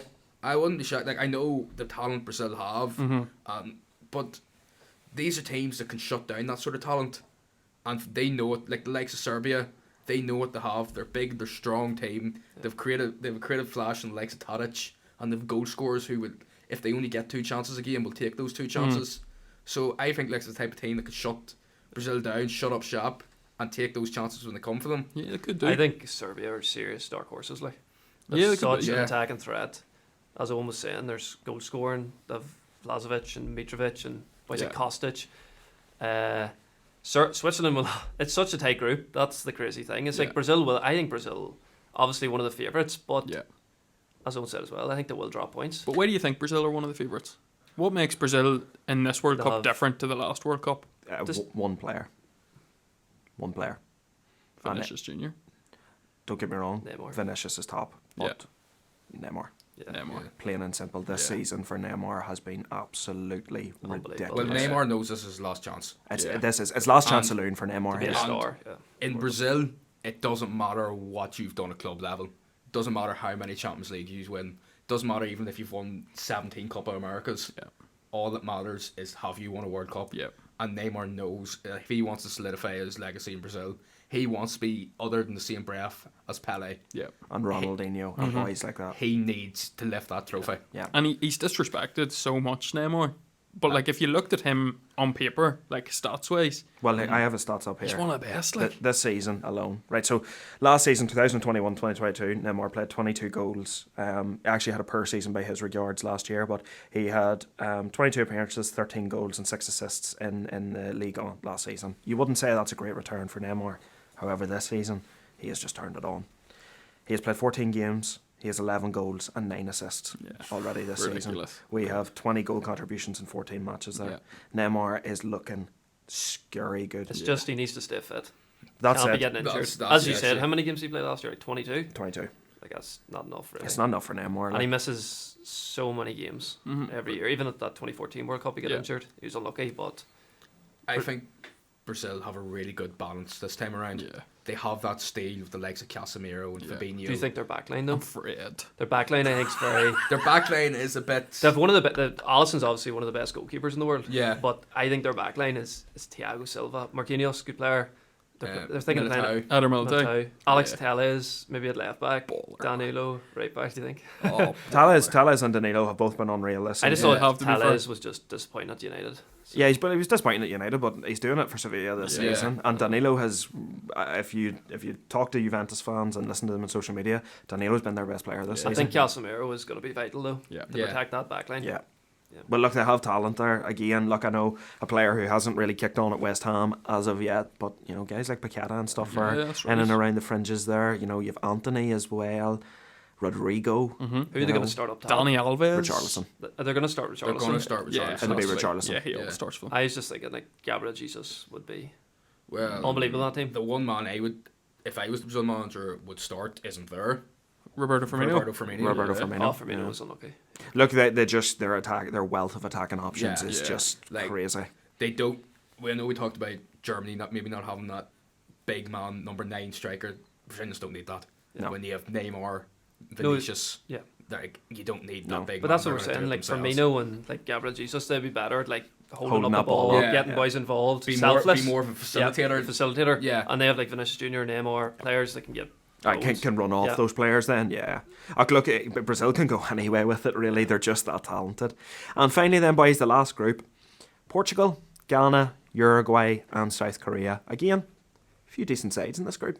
You would probably say the Portugal would sort of have to be the standouts in that group. Yeah. I know they were poor at times in qualifying, and they come under a lot of criticism, especially Fernand Sanch doesn't play the most attractive football on the planet. No. But sometimes you just gotta go bold, and You do have to go bold. and Portugal, look, they have some standout talents. Yeah, we all know that. Look, notable players, obviously, Cristiano Ronaldo. Who? Bruno Fernandes, Japalinha, Mensch at the left back. Some good footballers, João Cancelo, Ruben Dias. Look, they're a great side. You probably have to put Portugal top of the group there, realistically, boys, don't you? Yeah. The only thing is Portugal have struggled in groups prior to this. Like even at the Euros when they won it, they drew every game. They seem to be Yeah. poor in the group stage. If they can get out of the group stage, they could maybe push on, kind of thing. Sanchez nearly has them set up to be a cup team, Yeah. which is all well and great if you get out of your group. Yeah. That's it, But it's no good being able to take teams to penalties when there is no penalties. In a group stage, yeah. But as you said, they do have that talent. Bernardo Silva, Bruno Fernandes, your best mate at the minute, Cristiano up top, will get you goals and like give you chances. Yeah. So they will still have that creativity to get through to the knockout stages. I do think they'll top it, but I don't think it's a black and white. Yeah. I think this is one of the most wide open groups in terms of where everybody could finish. Yeah. Because Uruguay have some really talented. Like Uruguay have to have one of the best midfields at the World Cup. Oh, Bentancur, Fede Valverde. Valverde. Serious. The thing about Portugal is they are the reigning European champions, but there's a lot of uncomfortableness in that dressing room now because of that Ronaldo interview. At least we're in. Oh yeah, sorry. I meant they won the Euros. So, they're the reigning proper European champions and they're proper Euros. You know what I meant. But there's a bit of, you seen that Ronaldo and Bruno exchange. Yeah, it wasn't Is there great. something coming into that dressing room? I would say so. I would say so, but I seen Joe Mario said earlier, obviously Joe Mario's in the Portuguese squad as well, he said that Ronaldo, because Bruno was one of the last ones there or something, Ronaldo said to Bruno, oh, did you come here by boat or something? And that's why Bruno looked at him funny, but who knows, like... They could just be saying that to save face, really. Exactly. But look, I know what my captain does, alright? He doesn't throw his teammates under the bus. No, Even the he picture kicks police in Greece. That's what he does. The captain of Manchester United. Well, sorry, I mean my personal captain then, Bruno. I know what my captain does, and I know why he looked at Ronaldo funny. He said, you know what, Ronaldo? Even the way picture, on, lad. the picture with Dallo as well was a bit. Look at me, I am the captain now. Yeah, picture with Dallo was right, Connor Yeah, Dorman. it was a bit awkward. Like. Yeah, Dallo didn't look like he wanted to be there. I'm And telling- Ronaldo look, all Lots of smiles. players in an awkward position though. Oh, it's 100%, especially the ones that play for United. Look, I'm telling you, they can say what they want about that exchange between Bruno and Ronaldo. I know fine rightly, and none of our listeners are stupid, and they know fine rightly too. That was not just how'd you get here by boat? No, it wasn't. no, It was something to do with the interview. Yeah. And I'd say Bruno's told him, keep your mouth shut. I wouldn't be surprised if Bruno's like running through on goal. He has Ronaldo in front of him. Pass it back to Rafael Leao. Well, that would to be fair, that would sum up Fernand Sanchez's style of football. Just to be honest. Rui Patricio's the man there. Yeah. Recycle. So yeah, Portugal, I think we're all looking at thinking they're going to top the group. But as for the other teams in the group, then boys, obviously we have Uruguay, Ghana, South Korea. This group has the potential with the number of superstars in it. The guys can really show their stuff. You know, with Hyun-Min Son, South Korea. again, look, I know he's not been firing this season, but Son is still The injury as Yeah. well. Will he? and the injury, will it be all right after Yeah. that? But look, he's still a world class player, and you expect him to kick on in that group. And for the Uruguayans, then yes, they have Luis Suarez, yes, they have Edison Cavani, but they also have Darwin Núñez, Mm-hmm. and he's picked up form at the right time. He He has has. Heading into the World Cup, he's looking picked good. up confidence. Picked up a bit of confidence. What do we think then, lads? Who realistically is gonna slip into second in that group then? I think you can't look past Uruguay. Yeah. I think Uruguay will actually top the group. Oh really? I wouldn't be shocked at that. Yeah. Especially when we were talking about the wee bit of possible discourse in that Portuguese yeah. dressing room. Uruguay could sneak in there. Yeah. But as you mentioned, they have a really strong midfield. The players who've been there, the likes of Godin's been called back up. Yep. Maybe just more as was mentioned earlier on, it's a 26-man squad now. Yes. You can afford to take a man like that who's ahead around the dressing Experience, room. Suarez has been there and done that. Yep, There's absolutely. one game in this group I'm really looking forward to watching. I know what it is. That's Ghana and Uruguay. Yeah. History. I really want to see Oh, the yeah. reaction to that After Ghana the and history, Uruguay. yes, Yeah. absolutely, Yeah. absolutely. What sort of reception? needle. If there's any Ghanaians in that stadium, what sort of reception is that man going to get? Aye, Because he'd be booed. I don't think he'd be a very popular figure. No, I don't think so too. All right then, lads. Going to move on then to the next section here, and this next section is going to fall under the category of number 1, notable omissions. We're going to talk about guys who weren't selected by their managers, not because they were injured, but because their managers didn't think they were good enough. We're going to talk through them. We also then have the injury list. Again, unfortunate that these guys picked up injuries. And then the 10 best players who are not going to Qatar. And again, this is just because their country didn't qualify for the World Cup. So, our notable omissions then, first of all, I'll run through the names and you guys can tell me some of these standout notable omissions. Tammy Abraham, Thiago Alcantara, David De Gea, Ryan Gravenberch, Roberto Firmino, Mats Hummels, Gabriel at Arsenal, Ferland Mendy, Sergio Ramos, Jadon Sancho, Fikayo Tomori, Jonathan Klaus, Ivan Toney, Alejandro Garnacho, Sven Botman, Ante Rebic, Jared Moreno, Angel Correa, and Luka Dean. Some big names there, like, isn't So, there? Yeah, I'm telling you, you could make a team out of that 11 that could win you the World Cup. Yeah. Yeah. I noticed you said Mendy there from Real Madrid. Yes. I can kind of understand his omission because France are so stacked in that back line. Yeah. And I don't follow Real Madrid that much, but I don't think he's been outstanding this season. So I can kind of understand an omission like that. But see somebody like Renato Sanchez for Portugal. How That was a weird one. do you leave Renato Sanchez at home? Yeah, we're not Sancho be in that squad. Like when Portugal won the Euros 2 tournaments ago, he was their young player of the tournament. Yeah, he went to Bayern Munich. It didn't work out for him, but he's playing for a PSG team now. Yeah. And he's playing solidly for PSG. Well, you would say he offers something different to what other midfielders at Portugal would offer. Yeah, he definitely does.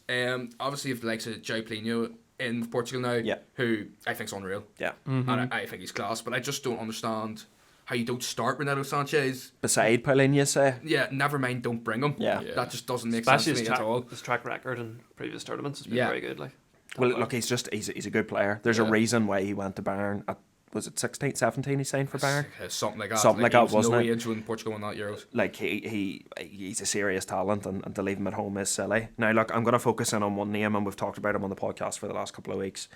Ivan Toney. yeah. Yeah. Now, we gave out a few stats on Wednesday's podcast regarding Tony, so I'll not go back into it. Mm-hmm. Listen to Wednesday's episode, if you hadn't already. Subtle plug. Look, what do we think about Tony, boys? Is it silly that he's been left at home, do you reckon? yeah. Yeah. I was thinking about it. Do you think those accusations would have had anything to do with it? I think it might have. I think it might have. I'm not too sure about that. Well, look, whether it did or not, Southgate hasn't backed him. No. Has he ever played for England? Well, he was called up to the last squad, but he Squad, didn't never play. didn't make a No. minute. I don't know. It can't be a performance thing No. because he's performing, as you said. I give him what was player it, of the week, third? he's You give him player of the week, and He's he's the third top goal scorer top goal in the scorer Premier League. this season. So it can't be performance. We know that Gareth Southgate just has his favourite players. Yeah. Yeah. Like, if he didn't, there would be no reason for Harry Maguire to be called up. No. There would be no reason for Calvin Phillips to be called up. Mm-hmm. No. So it could be as simple as that. But that's the thing as well, is like Southgate was like all week call up players on form, and then he said Abraham wasn't in form, Yeah. and he doesn't call up Tony. It Yeah. just doesn't make any sense to me. Jose wasn't very happy Yeah, about that. Jose Like wasn't even happy. against Man City, who are one of the best teams in Europe, the other day he was unbelievable. He was His fantastic. hold up play, he's getting others involved. He can score a goal, get in the box. You know, he can take a penalty if they go to the penalties He's or whatever. good. He's strong in the air. He Yeah. can break ball down. Aerial threat. Wouldn't just- surprise me if he changed. I don't countries. think like No. it makes sense, or he wouldn't probably start, Yeah. but he'd be such a threat off the bench. Off the Yeah, he bench. would And be. even on penalties, like he can take penalties. It's, Well, look, I'm not going to swear from my view from a couple of weeks ago. I do think all round as a footballer, I think Callum Wilson's a better footballer than Tony, to be honest. I think, to me personally, you know, I feel like Wilson has just this innate ability to always be in the right place at the right time. It's Yeah. really Yeah. weird. If you watch him for Newcastle, the amount of chances he gets in a game from just standing in the correct position, and I think that's an ability you can't teach a striker. No. That just comes naturally. So I think as a natural striker, I prefer Wilson to Tony, but I can understand how in form, Tony- especially in a 26-man squad, Yeah. how does Tony not go? Yeah. Tony's I can- unlucky too, because if that City game happened the week before, there's no way he couldn't have picked No, him. he couldn't Unless have it left was due to I don't know. other things. I'd say he's had that squad picked for at least 2 weeks. Do you reckon? I don't Yeah. know, because Wilson, he's only came back in there. Like, he's been injured a bit too. I know don't he's an know. unbelievable player. He scores goals. The Great thing- finisher. The thing about Wilson, he offers something different to Kane. Yeah. He's a wee bit sharper. He's a bit quicker. Yeah. He can get in behind, Yeah. whereas Harry Kane wants the ball to feet, Yeah. wants to move it quick, and Incredible wants the passer. cut back. And yeah. Tony's like that too. Yeah, Yeah, Tony he's- can get in behind. So he must have thought, I'm only going to take one of them. One of them. Yeah. And And in his opinion, Kane's more preferable. Wilson to- was the guy to yeah. take. Yeah. Well, look, I mean, Kane and Tony, they are quite similar. They do sort of do the same kind of things. Yeah. Tony Yeah. likes to drop in a lot for Brentford as well, and maybe it did just come down to look. Mm-hmm. I'm not leaving Harry Kane Yeah. at home But realistically. say, Well, there's say no Kane word. got Was injured. he starting? If Yeah. Kane got injured, how, like, what more of a perfect replacement do you want than Ivan Toney? Than Ivan Yeah, Toney, so- exactly. and does Ivan Toney drop back a wee bit for Brentford more out of necessity? Because they don't have as much of the ball. Yeah. He wants to get involved a wee bit more. Yeah, So definitely. if he was in a team that dominates possession a wee bit more, would he be a wee bit more get in behind? Get in behind and run the channels. run the channels. Yeah, absolutely. Look, another name I'm going to focus in on here. I find this absolutely criminal. How is Sergio Ramos not going to the World Cup? Like, how does Spain go to the World Cup without taking their captain? Yeah, Sergio Yeah. Ramos, like. Like, how does that happen? The only thing I can say about it are Spain are trying to turn over a new leaf. Maybe. Like, I noticed the only player from Spain's golden generation is Busquets, who's Yeah. gone. So maybe Spain are trying to clear out the old guard and bring in a new guard Yeah. to write their own history. That's the only possible reason I could see for something like that. But as you said earlier on, you have 26-man squads now. Yes. Surely Sergio Ramos is the type of man you want in the dressing Do you room. know what? Well, I would say Sergio Ramos starts for Spain. Yeah, though. Like, like- this is the crazy thing about it that I can't wrap my head around. Like, how, like, to leave him at home is one thing, but I mean, the man walks in Yeah. to Spain No, starting look, 11. Like, I don't understand. Like, I know you're saying about it's a team turning a new leaf and all. Is a World Cup, is that the time to do it? no, I do not think it's the time to do it. A Nations League, yeah, 100%. Oh, yeah. A World Cup is not the time to leave arguably your best centre-back ever at home. Ramos Well, has he's been- arguably the best He centre has back been. ever. Yeah. He has been injured recently, but apparently, like, he's been back for PSG playing well. So Yeah. I am shocked. it doesn't make Experience, sense. as you Does not say, make I sense. thought he would even start.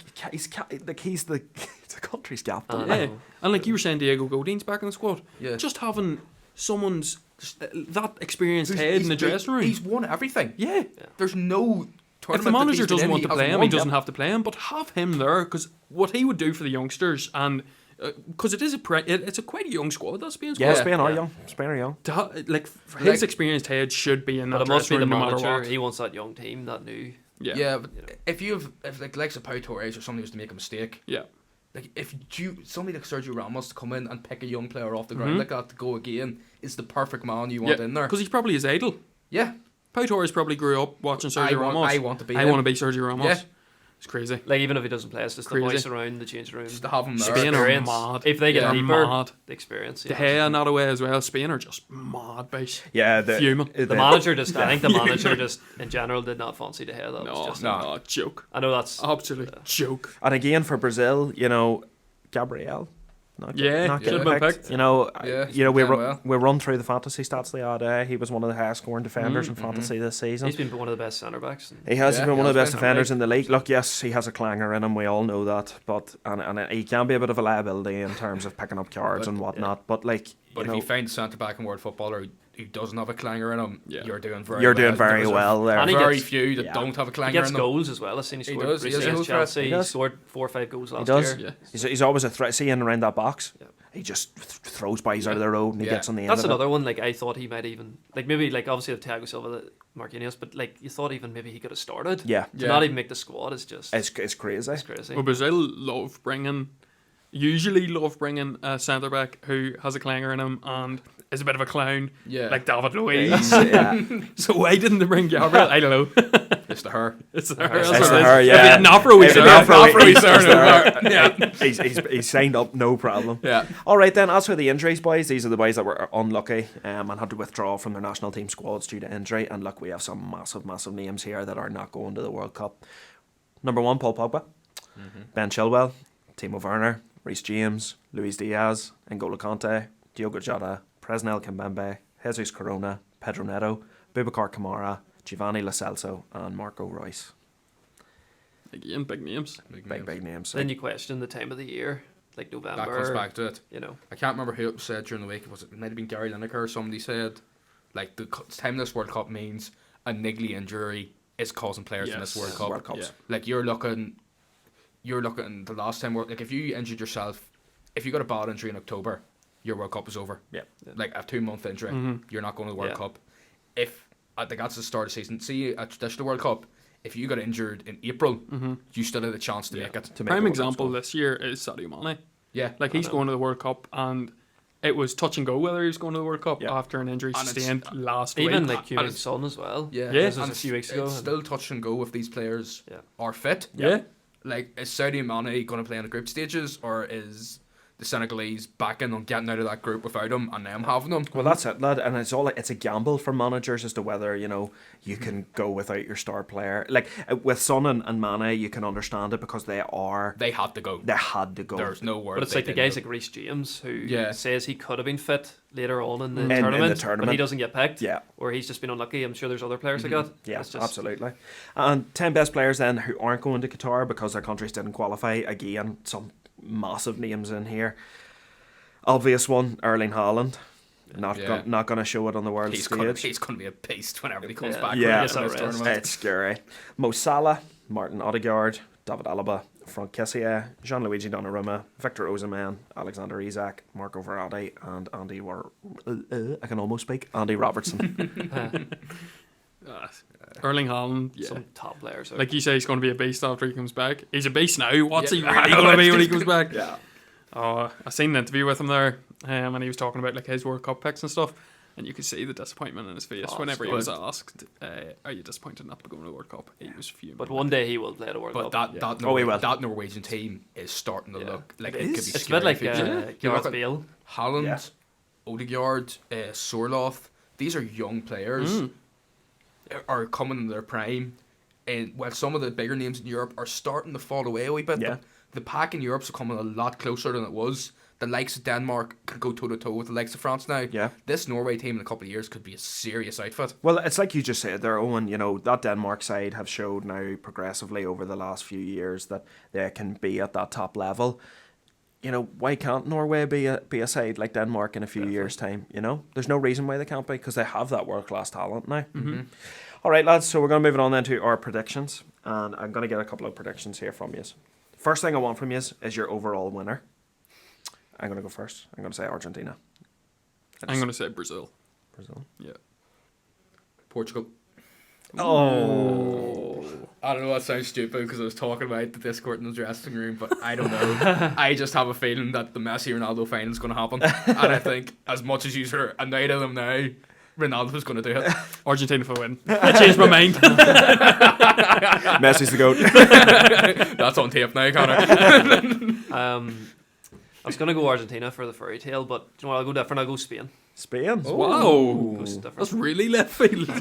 All right, lads. I was talking them up there, lads. I know you were. I want your player of the tournament, Oren. Player of the tournament. Well, look, I'm going for Brazil to win, and I know it's easy to go for a forward, but I think Casemiro is the man that's going to be the player of the tournament in the World Cup. Okay. I think he's the linchpin in that Spain midfield, and he's what keeps it together. I'm going to go Jack Cancelo. Jack and Shell. for player of the tournament. If Portugal do get there, we know they're going to have to be defensively sound, but they're going to need a creative spark. And I think Cancelo can be that outlet up and down that wing, setting crossing balls and be defensively sound. So Jack Cancelo. See, it doesn't even have to be the team that wins the World Cup that the. I know that's As It's player like tournament, yeah. Modric got it. Yeah. Yeah. Do you know what? Just for the fairy tale, I go Messi. Yeah, I'm the Messi. same. I'm going to say Messi Messi. as well. I just feel like it's Argentina's year. He's playing and well as well at the Yeah. minute, and Yeah. it's coming at a good time. I just think he's gonna- the main man. He's just going to tear it up. All right. Goalkeeper of the tournament, Connor. Who do you think?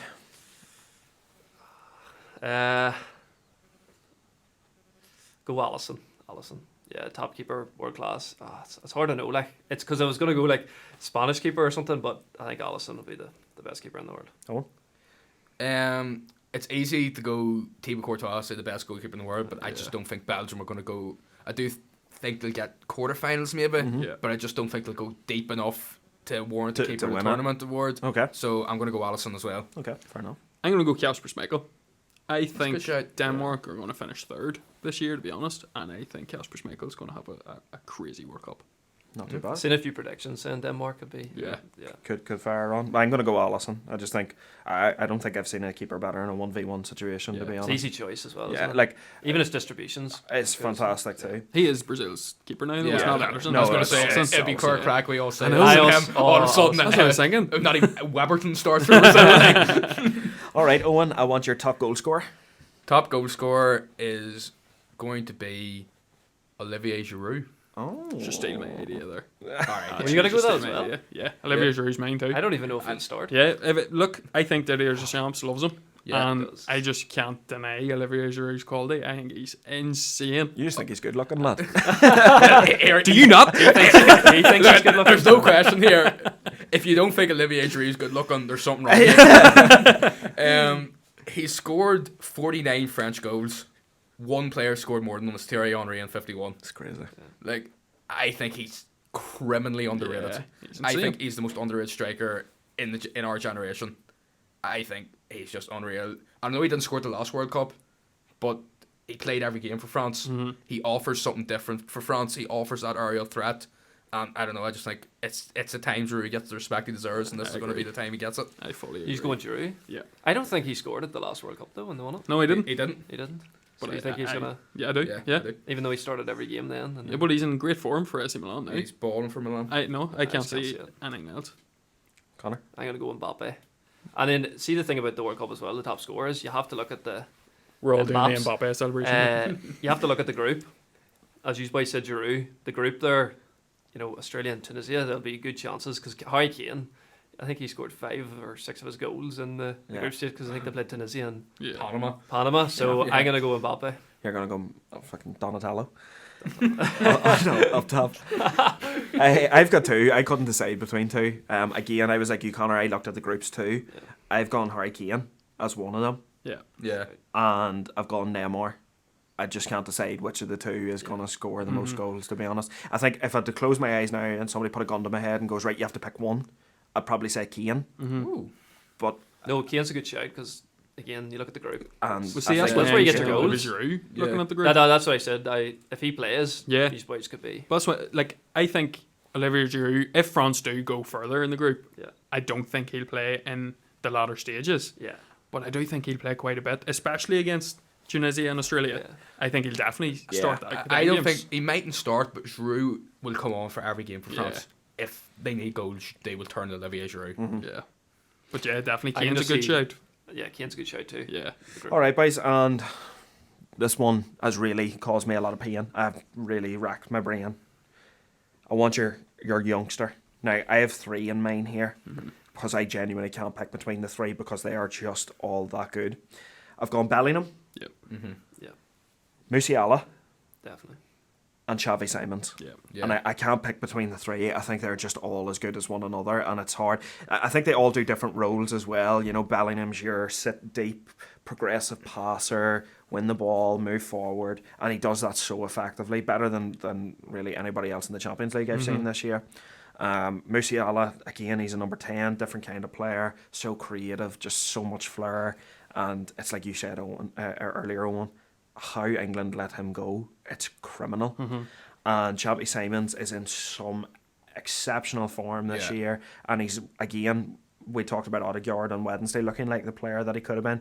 Xavi Simons is now beginning to look like the player that was hyped up at 14, 15, and he's just so exciting. And I can't wait to see these three players, but I don't know which of the three is going to stand out and make this World Cup their own. Look, I agree, and I also have three, and I do think Bellingham and Musiala are obviously going to play well because they're like world-class footballers, realistically. I have Xavi Simons as well. I think he's, as you said, just performing unbelievable this season. I have Yusufa Moukoko for Germany, 17 years old, and I just think he's going to take his chance. And then left field, I'm going Facundo Pellistri. He always performs well for Uruguay. He's been given the number 8 shirt for this World Cup. I just think that's going to give him the bit of confidence that he needs, especially having not played for United this season. He's a good player. He's a good player. Owen, what do you think? Well, Yusuf, quite similar to me. I've also kind of been torn between a couple. I've went Xavi Simons because, as you said, he is balling for a really good PSG team at the minute. PSV, PSV, yeah. He's not that good yet. He was at PSV. That's where he went to. Yeah, I know he was. I've went Musiala, I was talking about earlier on. He's got 15 golden formats this season in the Bundesliga already. Yeah. And if my prediction of Portugal winning it does come to fruition, I think João Palhinha is going to have a serious word in that. He's 27. He's sort of young. Oh, shit. I don't know. In my head, I thought he was like 20. You're sacked. You're sacked already. He mixed the 1 and the 7 up. Sorry. Sorry. So we'll just leave it at Xavi Simons. Xavi Simons is Owen's back. Yeah, Xavi Simons. So who's João Palhinha? Never heard of him. So as you boys have said, obviously Bellingham, Musiala, Xavi Simons, but and Vinicius Junior, I think is a good shout. Yeah, he's a young player. Brazil, they get 4, but I'm going to go, because I went Spain to win, I'm going to go Pedri. He got the best young player at the Euros. Yeah. And I think he's going to be the main man for Spain. Do you know the only reason I didn't go for Vinicius and Pedri, in all honesty? It's because I think they're already established world-class players. I would say that about Bellingham, though. But would you? Yeah. See, but I feel like this season has only really been the season that people have really started to talk about Bellingham, whereas like Vinny's been talked about for the last 2 years, 3 years. Pedri has been playing for Barcelona now consistently for the last 2 years. Yeah. Like, I feel like this has been Bellingham's season. I don't on current form around the world, other than Haaland, obviously. But I don't think I could name someone who's being talked about as much as what Bellingham is. No, I know, and I understand that, but like, he went for 35 million from Birmingham. Yeah. Like, 35 million. Yeah. People were talking about him then. He was linked with all the clubs, and he ended up choosing Dortmund. Like, I know it's his best performance season, but I think he's a world class caliber player. He's been very good for Dortmund for a few years now. Yeah.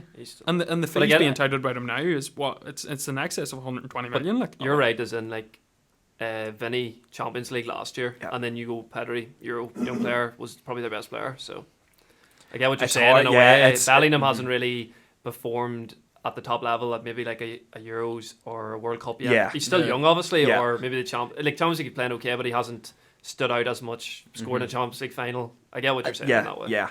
That's the only thing that would have held me back from saying the likes of Pedri. Yeah. Well, was Pedri the young player of the year, or was that Galway? It was Galway. Galway. And again, I didn't understand that. All right, boys, I want your dark horse as well. Oren, who do you have in the dark horse? Well, I said it earlier when I said Kasper Schmeichel. I think Denmark's the dark horse this year. I know we talked about their attacking threat not being all too there, but the unity, especially after what happened to Christian Eriksen in the Euros, like, you've seen the squad all pulled together. Yeah. And Denmark's mine. Owen? I was thinking Denmark, but it'll be a wee bit different from them, and I'll go to Dutch. The Dutch? I think they have great attacking talent. We've mentioned Cody Gakpo. We've talked about Xavi Simons. They're strong. Like, I know he hasn't had his best season, but Virgil van Dijk on his day is still one of, if not the best centre back in the world. Yep. So I'm going to go to Dutch. Connor? Yeah, I'm going to go Serbia. Spoke about them earlier, just how much goals they scored in qualifying. They came above Portugal. Yeah. The World Cup winners of the future, according to one. But yeah, their goal scoring threat. Their midfield is unbelievable. Boys like Kostic, Savic, Ilic, Tadic, even the experience they have. The only thing is going to be the group. It's a very tough group, but I do think if they can get through that group, they will challenge any team. Any team. Yeah. Yeah. I'm the same. Look, I'm torn between either Denmark or Serbia. Mm-hmm. And who are we think is going to play in the final then? I think it is going to be between Argentina and Brazil. Yeah, I agree. I'm going with the storylines. Portugal, Argentina. Yeah. Well, I'm gonna have to go Spain because Spain or. Well, I haven't done my research, lads, because I don't know which side. I don't want to say Argentina or Brazil, whoever's on the other side. Because you know, like Spain will play one of them It when they're depends there. on the yeah. Because if I go for one, then people will be like, "Oh, They play you each other in the last They play 16. each other in the last 16." Yeah. So Spain will win it against Argentina or Brazil. Yeah, definitely. Yeah. Definitely. We're going to move on, and we're going to do a little quiz for the people at home and for us. We're going to speed through it, so if you get your pens ready. So, question 1. Do you have a pen? I don't. Question 1. Are we ready? Will we just do a buzzer? Yeah, just do like a. Will each of us just go? Yeah, sure. So, question 1. Which country has conceded a record of 112 goals during the World Cup finals? Connor? I'm gonna say Mexico. No. The One. Dutch. No. Connor Dorman? Saudi Arabia. No. Germany? What? Yeah, But, Germany have I conceded thought the it was most Mexico amount of 'cause goals. it It needed, said it, earlier. it needed It to needed to be a big team. That's why I went to Dutch, because they've lost the most Yeah, finals. that's- and it I needed to really be a hope big that's team. not I one of your said Arabia. questions, 'cause I Yeah. just said it. Saudi Arabia. They probably haven't played them any They've games. been there like twice. Number 2. Which country won the first ever World Cup? Ollie has just answered. Uruguay. Uruguay. Yeah. Number 3. Which country has won a record 5 World Cups? Brazil. Too easy. Who is it? Brazil. Yes, of course. Which player has played the most minutes in the World Cup finals? Connor? Can you give me a clue? Yes. He's Italian. Oh, Maldini. Yeah. Well done. I gave it away. Number 5. Who won the 2018 World Cup? Connor Dorman. France. Yeah. Took Had to the think time about there. that You one. did it. I didn't want to look stupid, lads. I didn't want to look stupid. Number 6. Which sports brand has supplied the balls for the World Cup since 1970? Connor? Adidas. Yeah. What was the name of the famous ball in the 2010 World Cup in South Africa? Javelin. Giuliani. The Jobulani. Number 8. Who famously scored the hand of God? Connor? Maradona. Maradona. Number 9. You just I get want the injured. full name of who did Zidane headbutt in the 2006 final. Connor Richards? Marco Materazzi. Yes, he did. Number 10. Who is the all-time leading World Cup goal scorer? Miroslav Klose. Miroslav Klose. How many? 17? 14. Oh, 16. Oh, yeah. That was that a guess? Yeah. Yeah, that was sick. Number 11. What was the World Cup trophy formerly known as? We said this in the Tesco QR park. Yeah, we didn't did. We did. What Jules is it? Rimet. Jules Rimet. Yes. Number 12. Which player has the most World Cup wins? Connor? Oh, I was thinking it must be a Brazilian. you tell me. Pele. Yeah. I was going to say that. Number that was too 13. obvious. Yeah. In which year was the first World Cup held? Connor Roman. 1930. 1930. How many people tuned into the 2018 World Cup? Was it A, 3.2 million, B, 4.8 billion, C, 3.2 billion, or D, 4.8 million? 3.2 billion. 3.2 billion. Yeah. 15. What is the most amount of goals scored by a single player in a single World Cup match? Connor? 4. Nope. Or, Connor Roman? see, 3 or 5. 3. No. It's 5. 5. 5. Yeah. Does anybody know who it was? Pele. No. It's a fella called Oleg Selenko. Hungarian. Scored a first half hat trick and a second half brace for Russia versus Cameroon in 1994. Very good. Oh, that late? I thought it would have been like one of the Hungarians. Yeah, They're, there's gonna be- they're yeah. winning games like 12-2 and stuff. Yeah. In the 30s. Number 16. Who scored the first goal in the 2010 World Cup? Shabalaba. Oh, what a goal! Owen's doing a celebration here. Number 17. How many times has R9 won the World Cup and in which year? Connor Dorman. 2002. Mm-hmm. He's won it multiple times. 94. Yeah, 1992 and 2000. 94. Or sorry, 1994 and 2002. Yeah, he was only 19 in the I didn't 94 even know squad. he's in that squad. It's mad that no South American teams won the World Cup since 22. I know. 18. Where is the World Cup being held this year? Easy. Qatar. Yes. True or false? The World Cup has never been held in Asia. False. False. Why? Because Yeah, in 2002 Japan, it was Asia, Korea Japan. and Japan. Yeah. Asia and Japan. Um, Korea. The final question is which player, and I don't buzz in early, which player turns into a mixture of Neuer, Thibaut Courtois, Van der Sar, and Ramsdale in the World Cup every year. Ochoa. God himself, the Afro man. Ochoa. Ochoa. Ochoa. Okay, to finish off our World Cup warm-up special, I'm going to ask the boys what their favourite ever World Cup moment is. So, Owen, we're going to start with you. Well, like obviously the obvious thing to say is Robbie Keane, but I wasn't alive for that, so I'm not. Well, I was alive, but Yeah, you don't remember. I was not conscious. Yeah. So I'm not gonna say that. My favorite World Cup moment is probably Iniesta's goal in 2010. It's the Yeah. first proper moment I can remember. It's either that or Portugal beating England in 2006 because I was in Portugal and I remember all the Portuguese going mad. Yeah. Conor Dorman? I was going to go 1986 Maradona, the handball. It's fantastic. Oh, you remember that well, do you? I could have said Robbie Keane then. But I'll probably go... Probably Italy win the World Cup. 2006 was like my first World Cup. And Yeah. it was I thought it was a great World Cup, and the final was just incredible penalties. The headbutt. Yeah, What a had game. it all. Had it all, yeah. Richie? It's tough, man. It is. There's a lot of good World Cup moments. But I think the one that always just stands out in my head, and it's a goal that I just rewatch on absolute repeat, is Robin van Persie's Yeah. header Oh, in that the was 2014 World Cup. insane. I just think that's ridiculous. Or maybe even James Rodriguez's goal in the Yeah. 2014 Yeah. World Cup as well. If we're talking about goals, shout out to Fordon Yeah. against the Dutch. The Jabulani. Yeah. Jabulani. I just, to me, like, I know, like, I would be the same as you, Connor. 2006 would be my first World Cup Yeah. that I consciously remember. And some of the but goals that were on were the Germany just first game was I think it was ridiculous. Frings or somebody, just Yeah. unbelievable. Absolute goal. Yeah. But I don't know. I just think, like, 2010 World Cup was great and all, but to me, like, 2014 is the one that I, like, associate with the World Cup. Mm. Yeah. Brazil. Because it was in Brazil. Yeah. It had that South American feel to it. The Yeah. atmosphere, the crowd. Staying was up incredible. late To watch the games and That all, was, like- that was the first time my parents let me have like digital TV in my room. Yeah. So I could watch the World Cup games. Like, there's just something special about the 2014 World Cup. No, I agree. in terms of pure drama, Suarez has to be up there as well. The handball. infamy of the handball. Yeah. Like it was so dirty. Yeah. And then even a sweet celebration. But everybody on the planet would do it for the country. Yeah. Even a celebration. Oh, the after celebration, on the on the celebration on the sideline. sideline yeah, of the yeah. tunnel. My favourite is what we just talked about. It was the 2010 World Cup, the first goal.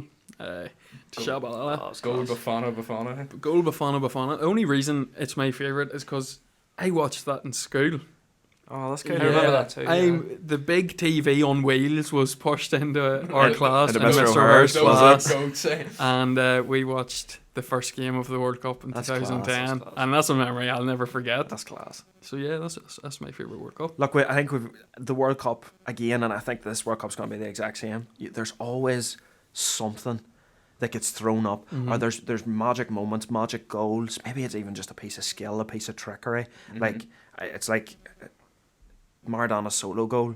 Yeah, I never got to experience that because I wasn't alive, but I've seen it that many Yeah. times. Yeah. It's like you always get these iconic moments from the World Cup. It's a special tournament, and I know this one has been marred by the situation in Qatar, and I understand that, and I really do empathise with the people who've lost their lives constructing stadiums, and it's absolutely terrible. Yeah. I'm glad the players have spoke out about it, Yeah. but Yeah. at the same time, we're watching football. From a purely football perspective. Yeah, from the purest football standpoint, Yeah. this is the biggest tournament. It only comes around every 4 years, Yeah. and it is just something to, as a football fan, to sink your teeth into. And I think this tournament's going to be absolutely fantastic. But as Yeah. you said, it's an opportunity for players to make a name for themselves. Yeah. To make themselves world stars. Especially January transfer window coming up, but this is the best. This is the holy grail. Some players only get one shot at it. As you said, it only happens every 4 years. Yeah.